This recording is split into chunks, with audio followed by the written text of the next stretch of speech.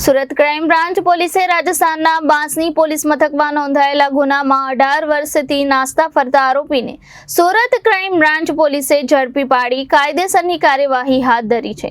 પકડાયેલા આરોપીએ રાજસ્થાનમાં અકસ્માત સર્જ્યો હતો। સુરત ક્રાઇમ બ્રાન્ચ પોલીસે રાજસ્થાનના જોધપુરમાં અકસ્માત સર્જી છેલ્લા 18 વર્ષથી નાસ્તા ફરતા આરોપીને ઝડપી પાડી કાયદેસરની કાર્યવાહી હાથ ધરી છે।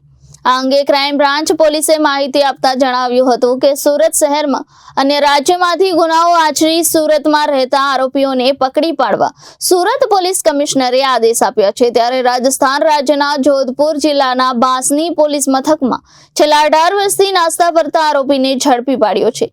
પોલીસે મનોજ રતિભાઈ બાબરિયાને મોટા વરાછા સુદામા ચોક ખાતેથી ઝડપી પાડી કાયદેસરની કાર્યવાહી હાથ ધરી છે। પકડાયેલા આરોપીની પૂછપરછ કરતા જણાવ્યું હતું કે રાજસ્થાન ખાતે વર્ષ 2006માં ફરવા ગયો હતો।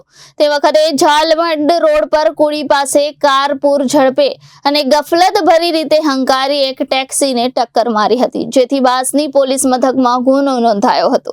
ત્યારે પોતાની ધરપકડ ટાળવા તે નાસ્તો ફરતો હતો। આ ગુનામાં નામદાર કોર્ટ તરફથી આરોપી વિરુદ્ધ CRPC કલમ 70 મુજબનું વોરંટ ઇસ્યુ થયું હતું। જો કે હાલ સુરત ક્રાઇમ બ્રાન્ચે પોલીસે આરોપીની ધરપકડ કરી રાજસ્થાનના બાંસની પોલીસ મથકને આરોપીનો કબજો સોંપવાની તજવીજ હાથ ધરી છે।